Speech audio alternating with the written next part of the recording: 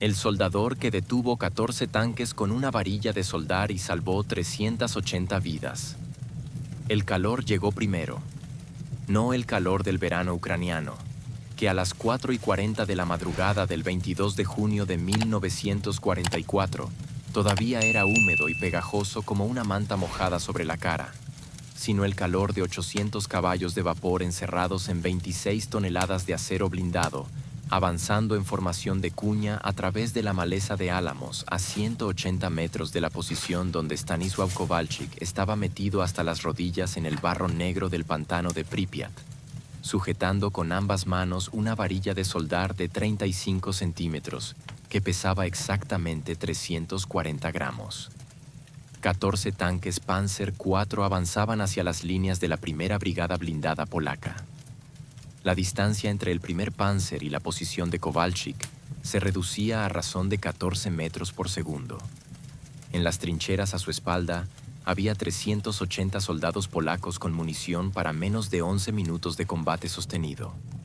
Los cañones antitanque del batallón llevaban 3 horas silenciados por una razón que ningún oficial de artillería había podido resolver, y que Kowalczyk había descubierto 40 minutos antes con los dedos y una linterna.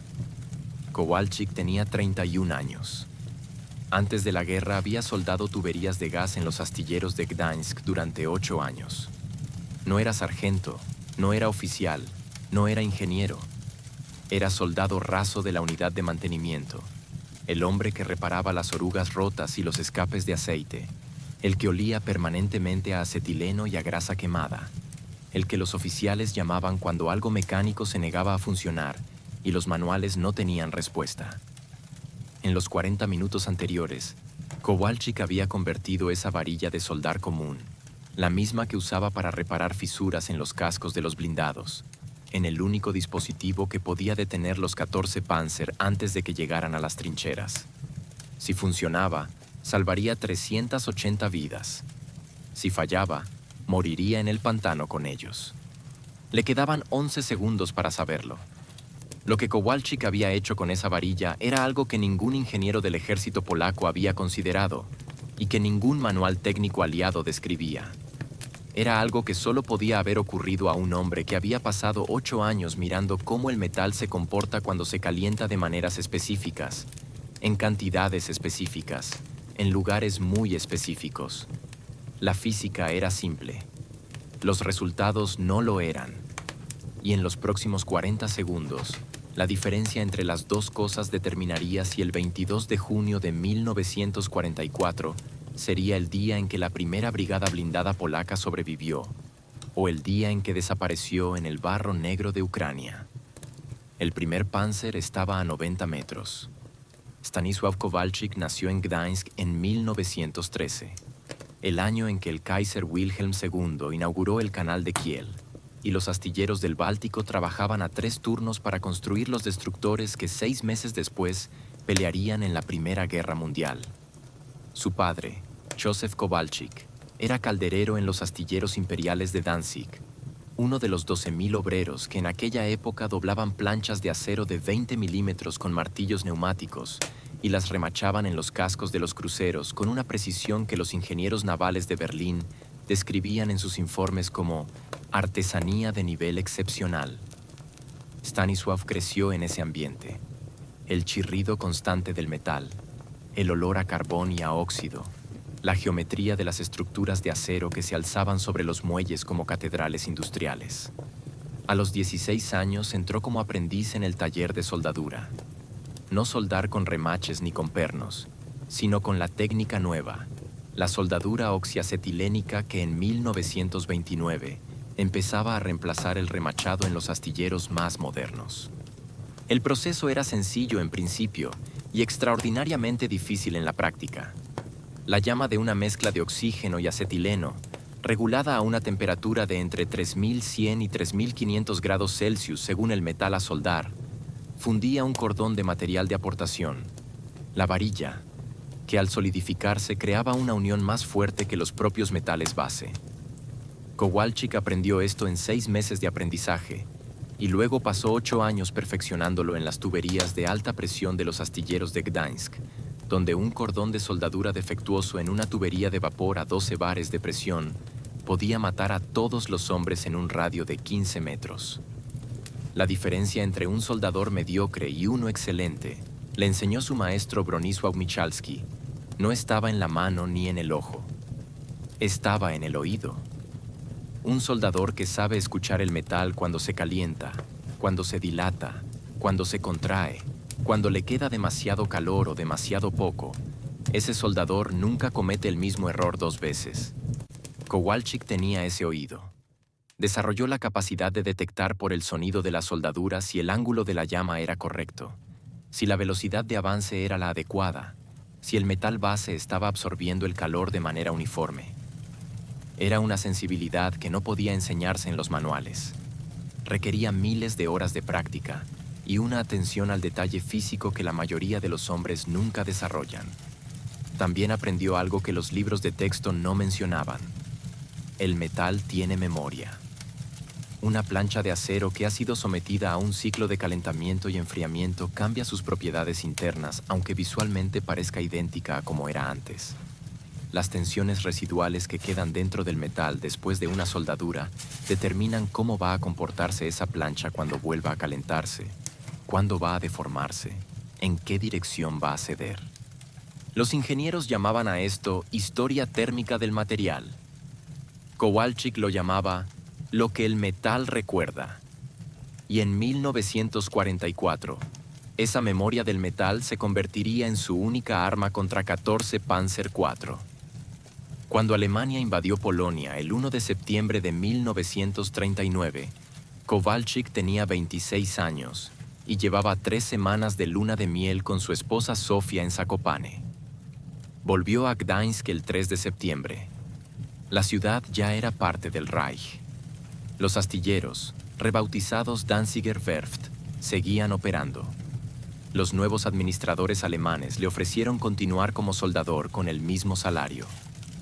Kowalczyk trabajó en los astilleros bajo administración alemana durante 8 meses, no porque tuviera alternativa inmediata, sino porque estaba esperando el momento correcto.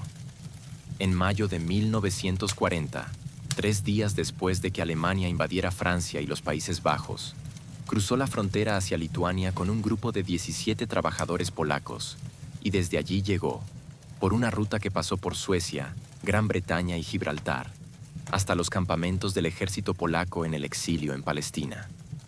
El viaje duró 4 meses y 22 días. Se alistó el 14 de septiembre de 1940 y pidió ser asignado a la unidad de mantenimiento de vehículos blindados.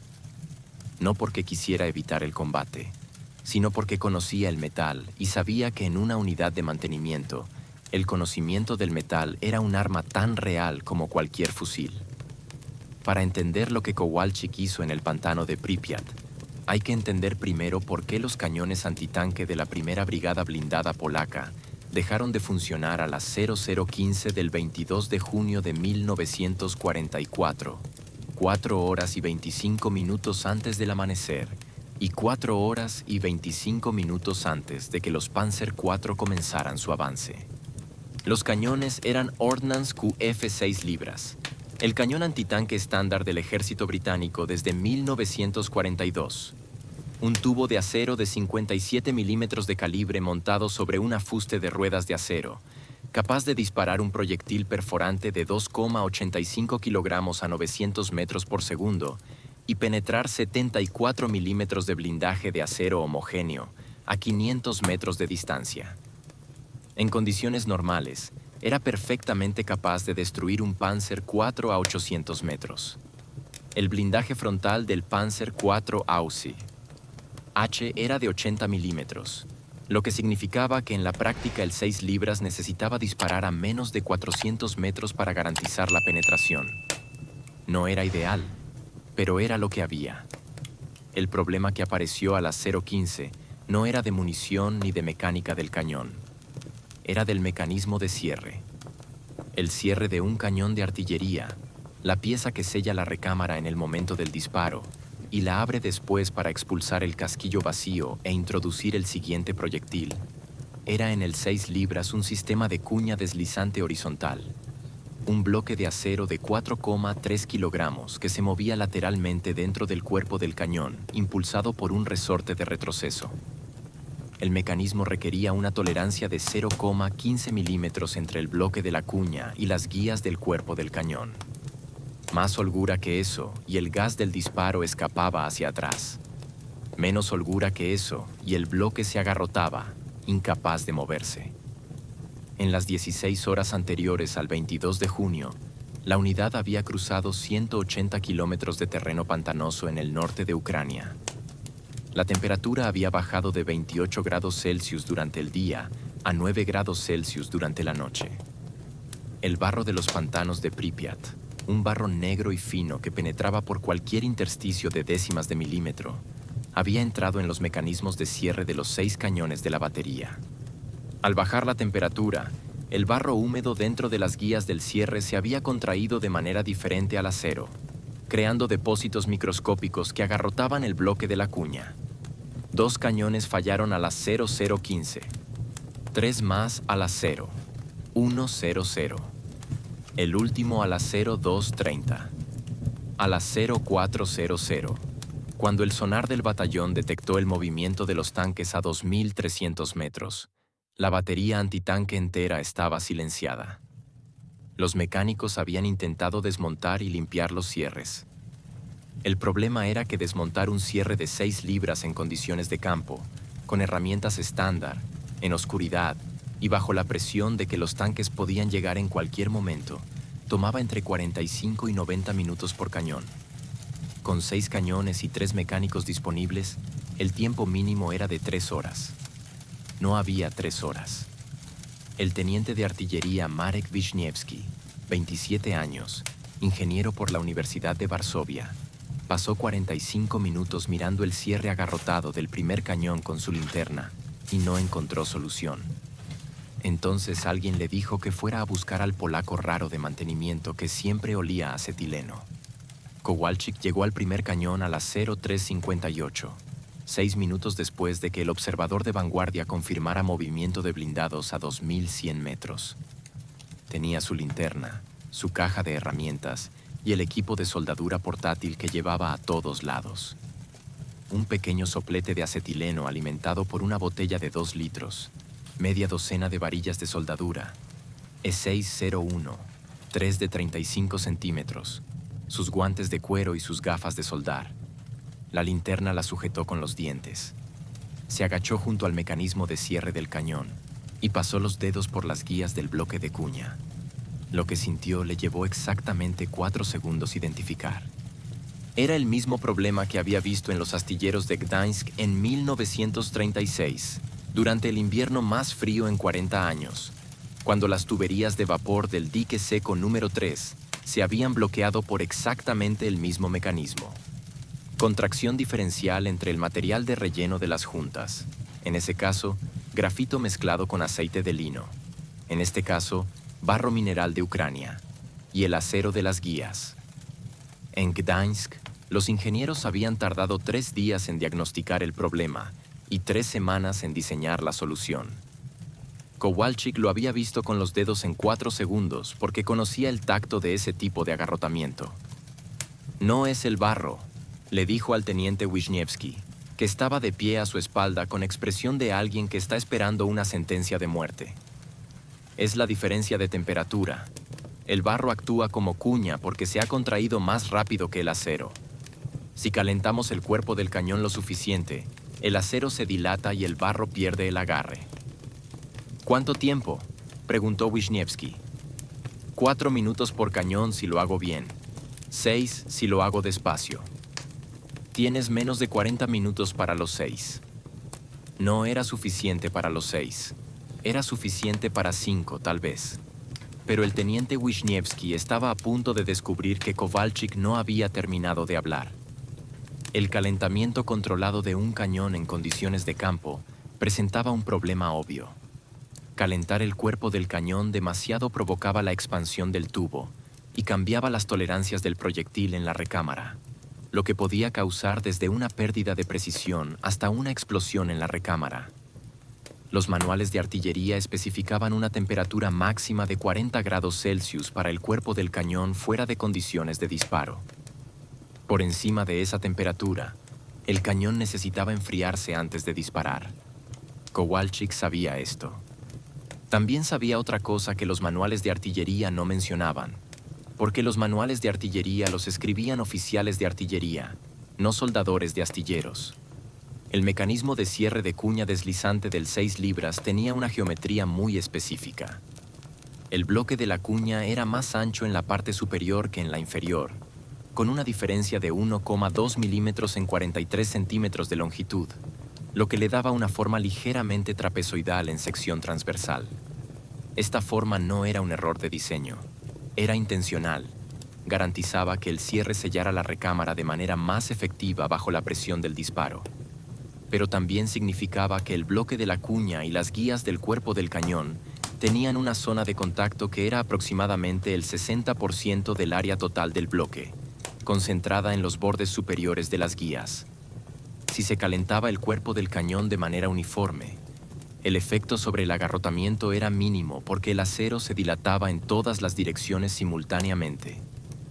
Pero si se calentaba solamente la mitad inferior del cuerpo del cañón, la zona donde las guías eran más estrechas y donde el barro ejercía más presión, la expansión asimétrica creaba exactamente el tipo de cuña inversa que liberaba el bloque de la cuña, sin cambiar significativamente las tolerancias de la recámara.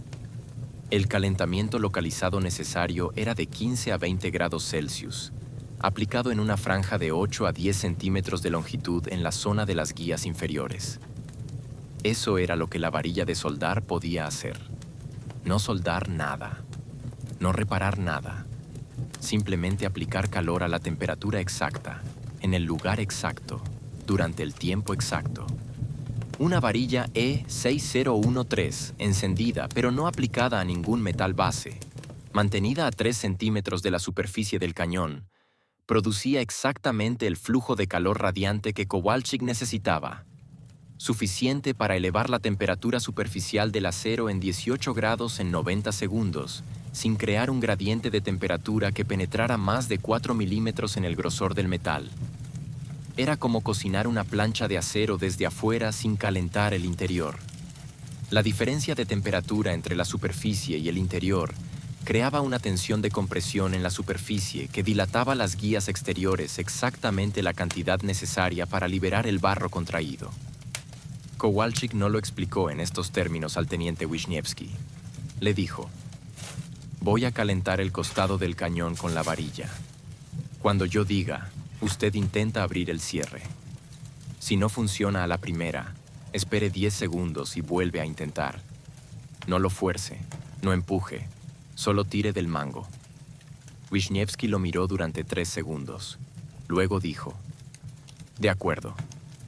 A las 4:07, con los tanques a 1600 metros y acercándose, Kowalczyk encendió el soplete y aplicó la varilla a 3 centímetros de la guía inferior izquierda del cierre del primer cañón. La llama era de color naranja con un núcleo azul, característica del acetileno quemando a presión reducida, y el calor radiante que producía a esa distancia elevaba la temperatura superficial del acero a razón de aproximadamente 12 grados por minuto. Kowalczyk contó 70 segundos mentalmente mientras movía la varilla en un arco lento de 8 centímetros de longitud, de atrás hacia adelante, manteniendo la distancia constante con la habilidad de alguien que ha hecho exactamente este movimiento miles de veces, aunque nunca con este propósito. El acero comenzó a brillar muy ligeramente, casi imperceptiblemente, con el calor acumulado. «Ahora», dijo. Wisniewski tiró del mango del cierre. Por un momento no ocurrió nada, y el teniente apretó los dientes preparándose para empujar con más fuerza. Entonces el bloque de la cuña se desplazó 2 milímetros, luego 10. Luego se abrió completamente con un chasquido metálico seco que al teniente le sonó como el mejor sonido que había escuchado en su vida. «Siguiente», dijo Kowalczyk, y ya estaba moviéndose hacia el segundo cañón. El segundo tardó 80 segundos. El tercero 90.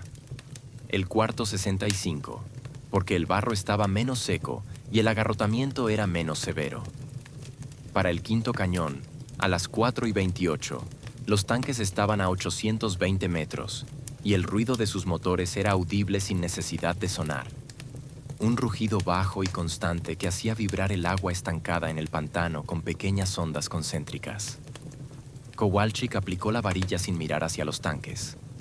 Wisniewski sí los miraba, y su mano derecha temblaba ligeramente cuando tiró del mango del cierre del quinto cañón. Se abrió a los 70 segundos. Faltaba el sexto. Era el más alejado, 60 metros más al sur a lo largo de la línea de cañones. Kowalczyk echó a correr. El sexto cañón era diferente. El barro en sus guías no solo estaba más seco que en los otros 5, estaba mezclado con algo más. Aceite de la lubricación del cierre que se había escapado por una junta desgastada durante los 180 kilómetros del día anterior y que, al mezclarse con el barro mineral de Pripyat, había creado una pasta más viscosa que se había solidificado más completamente durante las horas frías de la madrugada. Cuando Kowalczyk pasó los dedos por las guías a las 4:32, lo sintió inmediatamente. Esto necesitaría el doble de tiempo. 90 segundos mínimo. Posiblemente 120. Los tanques estaban a 560 metros. El tiempo que tardaría el primer Panzer en llegar a la posición de los cañones desde 560 metros a 14 metros por segundo era exactamente 40 segundos. Kowalczyk encendió la varilla. Comenzó la secuencia de calentamiento con el arco lento de 8 centímetros, pero esta vez a 2 centímetros de la superficie en lugar de 3, lo que aumentaba el flujo de calor radiante en aproximadamente un 40%, pero también aumentaba el riesgo de calentar el metal más profundamente de lo que era seguro. Era un riesgo calculado, el único riesgo que le quedaba. A su lado, el artillero que servía el sexto cañón, un chico de 19 años de Kraków llamado Piotr Mazur, miraba los tanques y repetía algo en voz baja que Kowalczyk tardó 10 segundos en reconocer como el Padre Nuestro. Los tanques estaban a 420 metros. Kowalczyk llevaba 60 segundos de calentamiento. Necesitaba 30 más. Los primeros 5 cañones comenzaron a disparar.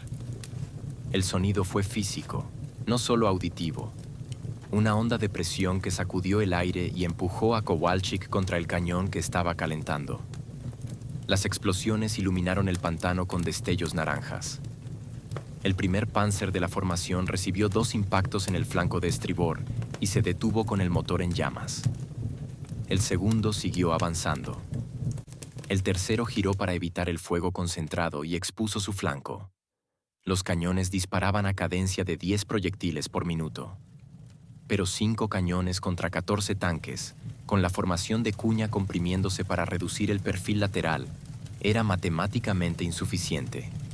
Necesitaban el sexto. Los tanques estaban a 280 metros. Kowalczyk llevaba 100 segundos de calentamiento. 10 segundos más podía justificarse con la pasta de barro y aceite. 20 segundos era el límite absoluto de seguridad antes de que el calor penetrara en la recámara. Ahora, dijo. Mazur tiró del mango. No se movió. 10 segundos, dijo Kowalczyk, sin alzar la voz, con la misma calma con la que en Gdańsk le decía a su ayudante que esperara antes de enfriar una soldadura. 10 segundos. Los tanques estaban a 230 metros. Ahora, el bloque de la cuña se liberó. El cañón estaba operativo. En los siguientes 16 minutos, los 6 cañones de la batería dispararon 214 proyectiles. Destruyeron 10 tanques. Los 4 restantes se retiraron a 1800 metros donde quedaron fuera del alcance efectivo. La primera brigada blindada polaca mantuvo su posición. Los 380 hombres de las trincheras sobrevivieron. El frente no cedió. El sexto cañón, el de Kowalczyk y Mazur, destruyó 3 de los 10 tanques. A las 8:15 de la mañana, cuando la luz era suficiente para cruzar el pantano con seguridad, el teniente Wisniewski y 4 hombres inspeccionaron los tanques destruidos. Lo que encontraron en el cuarto Panzer desde la posición fue algo que Wisniewski mencionaría en su informe oficial y que luego sería citado en el estudio técnico que el almirantazgo polaco preparó en 1945 sobre el combate del 22 de junio. Dentro del tanque destruido, había evidencia de que la tripulación alemana había estado intentando resolver exactamente el mismo problema que Kowalczyk había resuelto esa noche. Los mecanismos de elevación del cañón del Panzer estaban agarrotados por el mismo barro mineral de Pripyat. La diferencia era que los mecánicos alemanes no habían encontrado la solución. El cuarto Panzer había avanzado hacia las posiciones polacas con el cañón bloqueado a 3 grados de depresión, incapaz de elevarse para apuntar. Era, técnicamente, un tanque que no podía disparar. Era también el tanque que el sexto cañón de Kowalczyk había destruido con el tercer disparo de la mañana. El problema era que Kowalczyk no sabía nada de esto todavía. Mientras Wisniewski inspeccionaba los Panzer, Kowalczyk estaba a 3 kilómetros al norte, de rodillas en el barro junto a un semovente M-42 italiano capturado, que la brigada usaba como transporte de apoyo y que había desarrollado una pérdida de aceite hidráulico que nadie había podido localizar en 6 horas de búsqueda. Pero en ese momento, a las 8:22, llegó un mensajero en motocicleta con un mensaje del coronel Stanisław Maciek, comandante de la brigada. El mensaje decía que Kowalczyk debía presentarse en el puesto de mando inmediatamente. No explicaba por qué. Kowalczyk se limpió las manos en el mono y se preguntó si lo iban a felicitar o a arrestar, porque en el ejército polaco del exilio, la diferencia entre las dos cosas a veces dependía de si el oficial que te llamaba tenía sentido del humor o no. La varilla de soldar la dejó apoyada contra el semovente. No pensaba que fuera a necesitarla en las próximas horas. Estaba equivocado. En 36 horas, esa misma varilla, o más precisamente, el principio que Kowalczyk había demostrado con ella esa madrugada, iba a ser necesaria en 4 ubicaciones diferentes a lo largo de 40 kilómetros de frente, y por razones que nadie en el puesto de mando del coronel Maciek había anticipado todavía. El mensajero arrancó la motocicleta. Kowalczyk subió al sidecar. El motor del semovente seguía perdiendo aceite detrás de ellos. El puesto de mando del coronel Stanisław Maciek era una tienda de campaña de 4 por 6 metros instalada en el interior de un granero a medio derrumbar, con 3 mesas de tresles cargadas de mapas y un generador de 2 kilovatios que producía un zumbido constante e irritante que todos habían dejado de escuchar al cabo de la segunda hora. Maciek tenía 49 años, cabello gris cortado muy corto y la costumbre de no sentarse nunca durante los briefings, lo que obligaba a todo el mundo a estar de pie también, lo que a su vez mantenía las reuniones llamativamente cortas. Cuando Kowalczyk entró a las 9:17, Maciek estaba de pie frente al mapa del frente con el teniente Wisniewski y 2 oficiales de Estado Mayor que Kowalczyk no reconoció. «Soldado Kowalczyk», dijo Maciek sin preámbulo.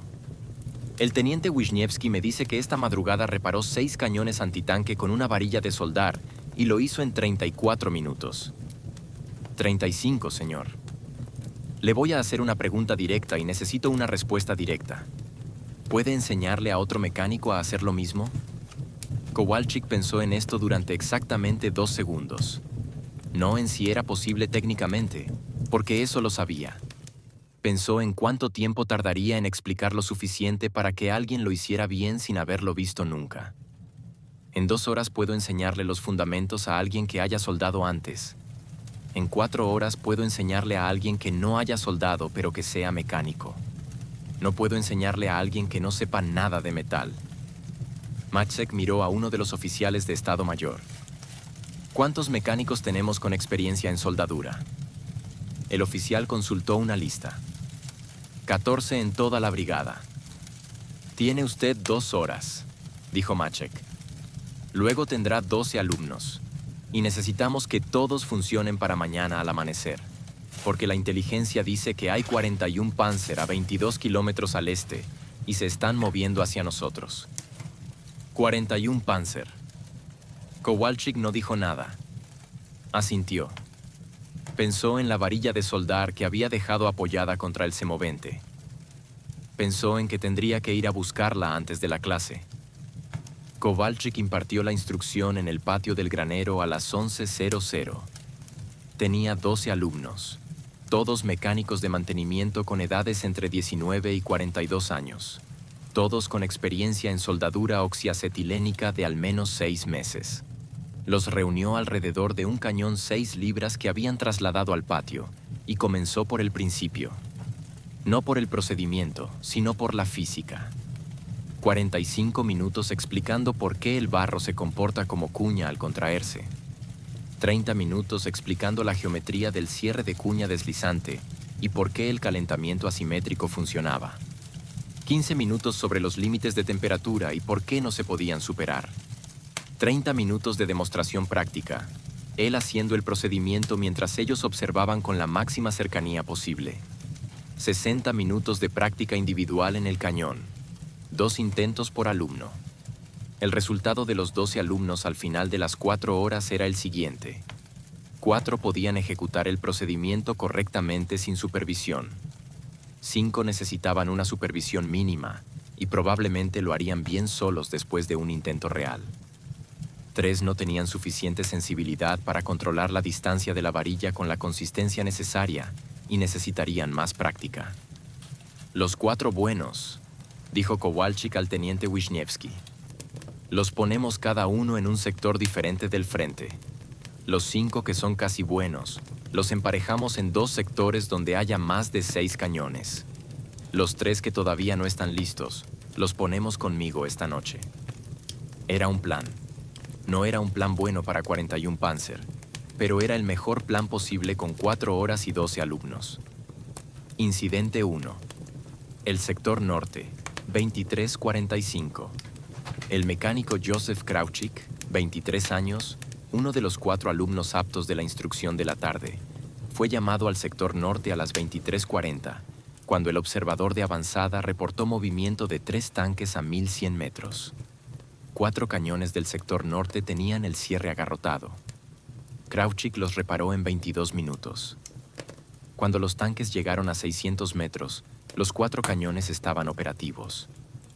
Los 3 tanques se retiraron después de que el primero fuera destruido con 4 impactos directos en los primeros 90 segundos del combate. Ninguna baja en el sector norte.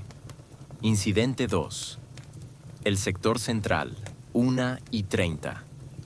Los mecánicos emparejados en el sector central, Tomasz Błaszczyk y Andrzej Kapusta, encontraron una situación diferente. No 6 cañones agarrotados, sino 8. 2 de ellos con el sistema de bloqueo de la recámara también afectado por el mismo mecanismo. El procedimiento de Kowalczyk funcionaba para las guías del cierre, pero no directamente para el bloqueo de la recámara, que tenía una geometría diferente. Błaszczyk, que había escuchado con especial atención la parte de la instrucción sobre calentamiento asimétrico, adaptó el procedimiento aplicando la varilla a la parte posterior del bloqueo en lugar de las guías laterales. Tardó el doble de tiempo, 6 minutos en lugar de 3 por cañón, pero funcionó. Los 8 cañones estaban operativos cuando los tanques alemanes llegaron a las 2:15. 4 Panzer destruidos en el sector central. 2 bajan en el sector, un artillero herido en el brazo izquierdo, un observador con contusión por la onda expansiva de un impacto cercano. Incidente 3. El sector sur, 0300. El problema imprevisto. En el sector sur, el mecánico Henryk Nowak, uno de los 3 que Kowalczyk había clasificado como todavía no listo, tuvo que actuar solo porque su supervisor designado había recibido un fragmento de metralla en la mano derecha a las 2:45 y estaba en el puesto médico. Nowak había participado en la instrucción.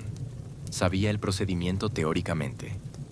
Pero cuando aplicó la varilla al primer cañón, mantuvo la distancia a 1,5 centímetros en lugar de 3, lo que triplicó el flujo de calor y calentó el metal demasiado profundamente. El cierre se liberó, pero la temperatura de la recámara había subido a 62 grados Celsius, 22 grados por encima del límite seguro. El primer disparo del primer cañón produjo una llamarada de retroceso que quemó la cara del artillero y dañó el mecanismo de carga, sacando el cañón de servicio permanentemente. Nowak corrigió la distancia para los cañones siguientes y completó el trabajo sin más incidentes. Pero el cañón número 1 del sector sur no disparó otra vez en esa guerra. El artillero quemado, Władysław Jagielski, perdió la visión del ojo izquierdo. Cuando Kowalczyk se enteró del incidente a las 6:00, pasó 4 minutos en silencio. Luego añadió un elemento al procedimiento de instrucción: una guía de madera de 3 centímetros de grosor que servía de espaciador entre la varilla y el metal, eliminando la posibilidad de que una mano sin experiencia redujera la distancia por debajo del límite seguro. El espaciador costaba 0 peniques porque se tallaba de cualquier tabla de madera disponible. Resolvía el problema humano que ningún procedimiento puramente verbal podía eliminar. Los 41 Panzer del informe de inteligencia llegaron al frente de la primera brigada blindada polaca el 23 de junio de 1944 a las 5:30, 16 minutos antes del amanecer. No eran 41. Eran 27 Panzer IV y 6 Panzer III, 33 en total, más 8 vehículos de apoyo incluyendo 2 semiorugas con ametralladoras y 4 transportes de infantería. La discrepancia entre la cifra de inteligencia y la real no era significativa tácticamente. 33 tanques contra una brigada de infantería con artillería antitanque era de todas formas una proporción que los manuales de guerra describirían como desfavorable. Pero los cañones de la brigada estaban listos. Los 16 cañones 6 libras desplegados a lo largo del frente de 2.800 metros habían sido revisados entre las 0200 y las 0500 con el procedimiento Kowalczyk. 13 de ellos habían necesitado la aplicación de la varilla. Todos los 13 estaban operativos, todos con el espaciador de madera instalado. El combate del 23 de junio duró 4 horas y 17 minutos. Los 33 tanques alemanes atacaron en 2 oleadas separadas por 40 minutos. La primera oleada de 16 tanques llegó a las 5:30 y fue recibida por el fuego concentrado de los 16 cañones desde 380 metros. 9 tanques fueron destruidos en los primeros 8 minutos. Los 7 restantes se retiraron a 900 metros y cambiaron de táctica, atacando por los flancos en grupos de 2 y 3. Esta táctica habría sido devastadora contra una batería antitanque con cañones en posición fija, pero la brigada había aprendido la lección del día anterior y había redistribuido 3 cañones en posiciones de flanqueo durante la noche. Los 7 tanques de la primera oleada fueron destruidos en los siguientes 22 minutos. La segunda oleada de 17 tanques llegó a las 6:40 y encontró los cañones con munición reducida pero todavía operativos. Los mecánicos de Kowalczyk habían pasado los 40 minutos de pausa, revisando los cierres con el procedimiento y reemplazando los espaciadores de madera desgastados. 12 de los 17 tanques de la segunda oleada fueron destruidos antes de las 8:00. Los 5 restantes consiguieron llegar a 180 metros de las trincheras antes de ser detenidos por fuego de bazooka y por minas que la brigada había colocado durante la noche. Al final del combate del 23 de junio, la primera brigada blindada polaca había destruido 21 tanques de los 33, dañado gravemente 8 más y rechazado el ataque con pérdidas propias de 19 muertos y 37 heridos. Los manuales de táctica aliados de 1944 describían como resultado aceptable un combate defensivo contra blindados en el que las bajas propias no superaban el 15% de la fuerza. Las bajas de la brigada en el combate del 23 de junio representaban el 4,7% de su fuerza efectiva. En el informe de operaciones del coronel Maxek, la sección técnica concluía: el factor decisivo en el resultado favorable del combate fue la disponibilidad de artillería antitanque, debida al procedimiento de mantenimiento de emergencia desarrollado por el soldado Kowalczyk, S, matrícula PL-4471-M. Era la primera vez en esa guerra que el nombre de Kowalczyk aparecía en un informe de operaciones de la brigada. El Oberstleutnant Gerhard Müller, comandante del Panzergruppe que atacó las posiciones polacas el 22 y 23 de junio de 1944, presentó su informe de bajas al Heeresgruppe Nordukraine el 24 de junio. El informe mencionaba, en el apartado de observaciones tácticas, algo que Müller consideraba anómalo. La artillería antitanque del enemigo demostró un nivel de disponibilidad operativa superior al esperado, dadas las condiciones climáticas y de terreno. En los reconocimientos previos al ataque, la inteligencia había estimado que el 40 a 60% de los cañones antitanque enemigos tendrían problemas mecánicos por las condiciones de humedad y temperatura de los últimos 4 días. En la práctica, la disponibilidad aparente de los cañones enemigos fue superior al 90%. Se desconoce la razón de esta discrepancia. Müller no sabía lo que había pasado. Sus mecánicos, que habían tenido exactamente el mismo problema con los cierres de sus propios cañones durante el avance, habían resuelto el problema del sector alemán con el método estándar: desmontaje completo y limpieza, que tomaba entre 45 y 90 minutos por arma. Era el método correcto según los manuales. Era también el método que hacía imposible tener los cañones listos cuando los necesitabas en 4 horas. El informe de Müller subió por la cadena de mando alemana hasta el nivel de grupo de ejércitos, donde un oficial de ingeniería tomó nota del punto sobre disponibilidad anómala de artillería antitanque enemiga, y lo marcó para investigación posterior.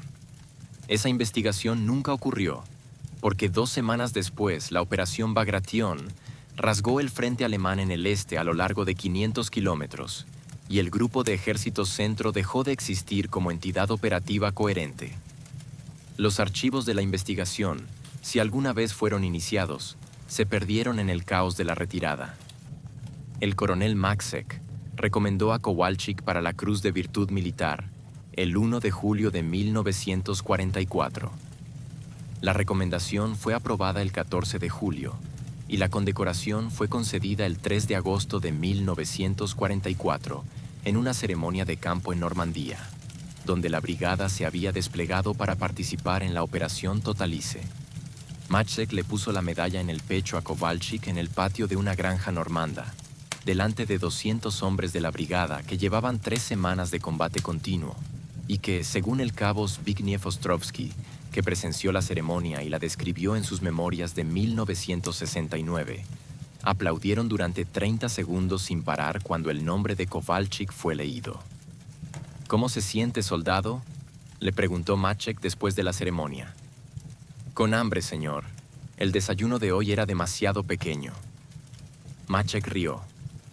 Era uno de los 3 chistes que aparecen atribuidos a Kowalczyk en los documentos de la época, y es el único que nadie ha cuestionado como apócrifo. El procedimiento que Kowalczyk había desarrollado fue formalizado en la Instrucción Técnica de Mantenimiento IT 447B, emitida por el Estado Mayor del Primer Cuerpo Polaco el 15 de septiembre de 1944. El documento describía el procedimiento en 3 páginas con 5 diagramas, incluyendo las especificaciones exactas del espaciador de madera: 3 centímetros más menos 2 milímetros de grosor, cualquier madera de densidad media, no madera blanda porque se comprime. La instrucción fue distribuida a todas las unidades de artillería y blindadas del primer cuerpo, que en ese momento incluía 14.000 hombres y 340 vehículos de combate. El procedimiento también fue comunicado a los aliados. El ejército británico lo adoptó informalmente en noviembre de 1944 bajo el nombre de Polish Firing Lock Clearance Procedure y lo incluyó en el suplemento de mantenimiento de campo del Manual del Cañón 6 libras, publicado en enero de 1945. El ejército canadiense, que operaba junto a los polacos en el frente del noroeste de Europa, lo adoptó formalmente en febrero de 1945. El total de armas de artillería que utilizaron el procedimiento Kowalczyk entre julio de 1944 y mayo de 1945 fue, según la documentación de posguerra del Instituto de Historia Militar Polaco, de aproximadamente 340 cañones en 23 unidades de artillería aliadas. Los archivos militares polacos, británicos y canadienses, cotejados por el historiador militar Wojciech Markiewicz, en su estudio de 2003 sobre la artillería de la Primera Brigada Blindada Polaca, permiten una reconstrucción cuantitativa del impacto del procedimiento Kowalczyk. En combate directamente atribuible al procedimiento, es decir, situaciones documentadas en los informes de operaciones donde cañones que habían estado inoperativos fueron reparados con el procedimiento y luego usados en combate. El resultado total entre junio de 1944 y mayo de 1945 fue el siguiente. Número de veces que el procedimiento fue aplicado en condiciones de combate activo o inminente: 87. Número de cañones reparados: 312. Número de tanques enemigos destruidos por esos cañones en combate posterior: entre 67 y 89, dependiendo de la metodología de atribución empleada. Número de bajas propias evitadas en los combates donde el procedimiento fue decisivo para la disponibilidad de artillería: estimado en 380 a 520, según los estudios actuariales del Instituto de Historia Militar. El coste de material del procedimiento por aplicación: una varilla de soldar E60, 1.3 de 35 centímetros. Coste aproximado en 1944, 3 peniques. Y un espaciador de madera. Coste: 0. El resultado de haber tenido el equipamiento disponible cuando era necesario, en lugar de pasar 45 minutos desmontando y limpiando cada cierre con el método estándar, incalculable para las personas que sobrevivieron porque sus cañones funcionaban. Stanisław Kowalczyk fue licenciado del ejército el 21 de agosto de 1946 en el campamento de desmilitarización de Kirkcaldy, Escocia. El gobierno polaco en el exilio le ofreció, como a todos los veteranos polacos del ejército occidental, dos opciones: permanecer en Gran Bretaña con el derecho a la ciudadanía, o regresar a una Polonia que en ese momento ya era controlada por un gobierno comunista impuesto por la Unión Soviética. Kowalczyk eligió regresar, no por razones políticas, sino porque Sofia y su hijo Marek, nacido en 1941, y al que no había visto desde que tenía 3 meses, estaban en Gdańsk. Llegó a Gdańsk en octubre de 1946. Los astilleros, rebautizados ahora como Stocznia Gdańska bajo administración del gobierno comunista polaco, seguían operando. Le ofrecieron su trabajo de vuelta como soldador. Aceptó.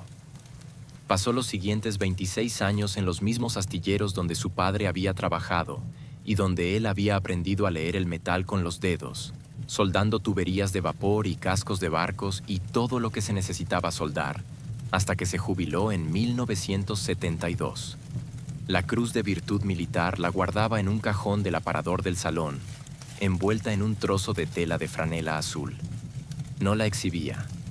No hablaba de la guerra salvo cuando Marek, de niño, le preguntaba directamente. Marek se convirtió en ingeniero naval, estudió en la Universidad Politécnica de Gdańsk y trabajó en los mismos astilleros que su padre. Cuando en 1980 los trabajadores de la Stocznia Gdańska declararon la huelga histórica que dio origen al sindicato Solidarność, Marek Kowalczyk fue uno de los 22 ingenieros que firmaron el acuerdo con el gobierno. Stanisław Kowalczyk, que tenía 67 años en ese momento, siguió los acontecimientos por radio desde el salón de la misma casa de Partik, donde la Cruz de Virtud Militar seguía en el cajón del aparador. Kowalczyk murió en 1989, el mismo año en que cayó el muro de Berlín y el gobierno comunista polaco organizó las primeras elecciones libres. Tenía 76 años. El obituario en el diario Dziennik Bałtycki de Gdańsk mencionaba que era veterano de la Segunda Guerra Mundial y que había trabajado 40 años en los astilleros.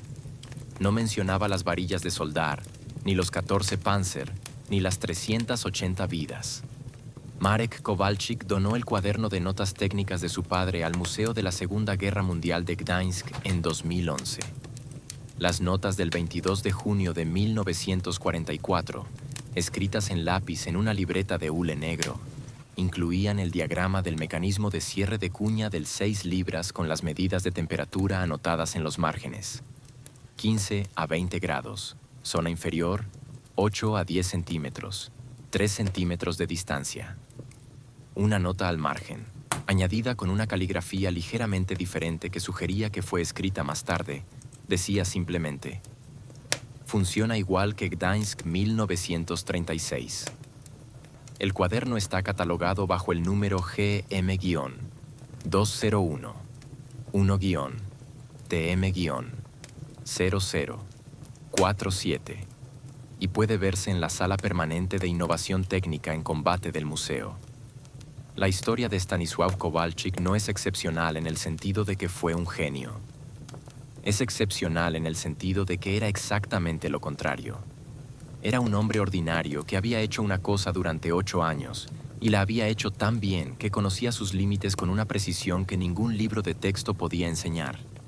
Cuando el 22 de junio de 1944 le presentó un problema que superficialmente se parecía a algo que había visto en Gdańsk en 1936, reconoció el parecido no porque fuera brillante, sino porque llevaba 16 años mirando metal caliente con suficiente atención para saber cuándo dos problemas distintos tenían la misma raíz.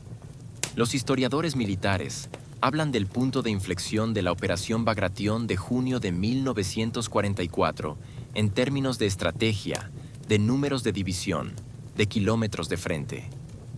Pero el frente era la suma de miles de posiciones como la de la primera brigada blindada polaca en el pantano de Pripyat.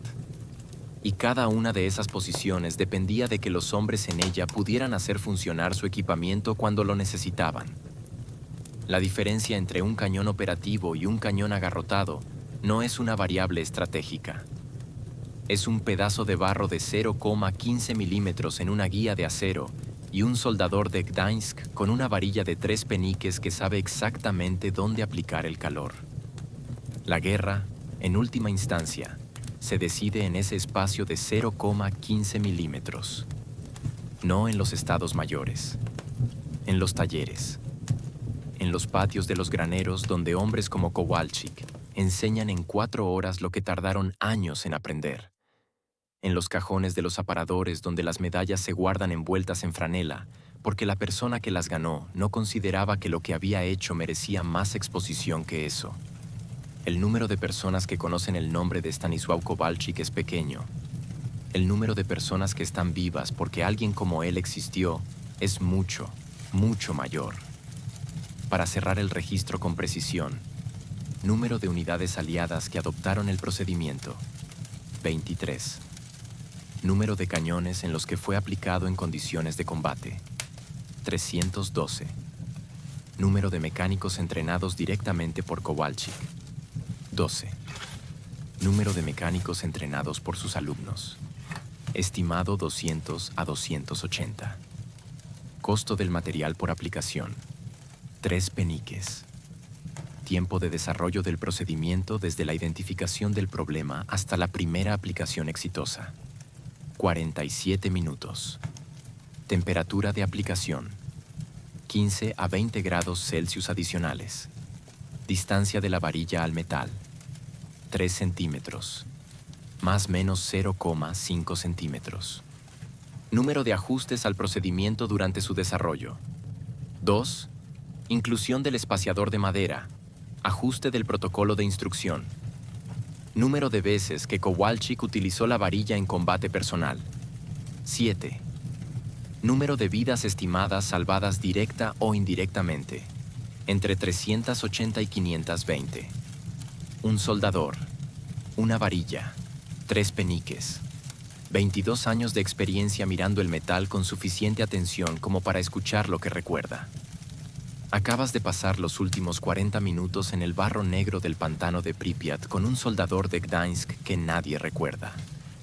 Con un hombre cuyo nombre no está en ningún monumento, cuya historia no aparece en ningún libro de historia del colegio, cuyo único rastro visible en el mundo es un cuaderno de hule negro en una vitrina de un museo en Polonia, con una nota al margen escrita en lápiz.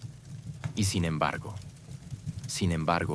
en 3 peniques de varilla de soldar y 16 años de experiencia con tuberías de vapor, hay una lección sobre la guerra y sobre la vida que ningún general, ningún estadista, ningún estratega ha podido expresar mejor. Las grandes decisiones las toman los que tienen nombre en los libros. Las grandes batallas las ganan los que tienen experiencia en los dedos. Eso es lo que hacemos aquí. Cada semana, una historia que no encontrarás en los libros de historia. Una historia con números exactos, con materiales físicos, con personas ordinarias que hicieron algo extraordinario con lo que tenían en el bolsillo del mono de trabajo. La semana que viene, un fontanero australiano en Nueva Guinea que, con 3 metros de tubería de cobre robada de una cocina de campaña japonesa abandonada, construyó un sistema de refrigeración de municiones que evitó que 6.000 cartuchos explotaran en el calor de agosto de 1943 y salvó su posición durante un asedio de 4 días. La semana siguiente, una costurera letona que con una máquina de coser Singer de 1931 y retales de cuero de bota fabricó 340 juntas de sellado para los visores de los tanques, T-34 de su división en 12 horas, porque sin ellas, los tanques eran inútiles en el barro báltico y con ellas destruyeron un convoy de suministros alemán que cambió el equilibrio del Frente Norte en 1944. Y la semana posterior a esa, un maestro de escuela japonés convertido en artillero que descubrió por accidente que la curvatura específica de la hoja de un árbol de bambú local, cuando se usaba como guía de elevación improvisada para un mortero de 81 milímetros, aumentaba la precisión del tiro en condiciones de niebla densa en aproximadamente el 40% respecto a los métodos estándar, y que con esa mejora defendió una posición durante 18 días con 22 hombres contra 4 compañías de infantería. Estas historias existen, están en los archivos, están en los cuadernos de hule negro que los hijos y los nietos de estas personas han conservado sin saber exactamente por qué, como si hubiera algo en el papel que no permitía tirarlo. Están esperando a alguien que las lea, que entienda los números, que pueda explicar la física en términos que cualquier persona entienda. Esos somos nosotros. Y tú, si llegas hasta aquí cada semana, eres parte de eso. Suscríbete. Activa la notificación. No porque necesitemos tus números, sino porque la próxima historia merece tener un testigo. Porque el fontanero australiano, la costurera letona y el maestro japonés merecen que alguien sepa lo que hicieron. Porque llevan décadas en archivos que nadie consulta esperando exactamente este momento. Y si esta historia te pareció que valía tu tiempo, compártela con alguien que crea que la historia la hacen los que tienen nombre en los monumentos. Diles que hay un soldador de Gdańsk que tiene algo que mostrarles. 3 peniques, 16 años, 380 vidas. Las referencias documentales de este guión incluyen los archivos del Instituto de Historia Militar Polaco, WVHIS, Colección de Documentos Operacionales 1944 a 45, los National Archives del Reino Unido, WO 171-4240, Primera Brigada Blindada Polaca, Diarios de Guerra junio a agosto 1944, el estudio de Wojciech Markiewicz, Artilleria Przeciwpancerna Primera Brigady Pancernej, 1943 a 1945, Varsovia, 2003, y el Fondo Documental del Museo de la Segunda Guerra Mundial de Gdańsk, referencia GM-201, 1-TM-00, 47.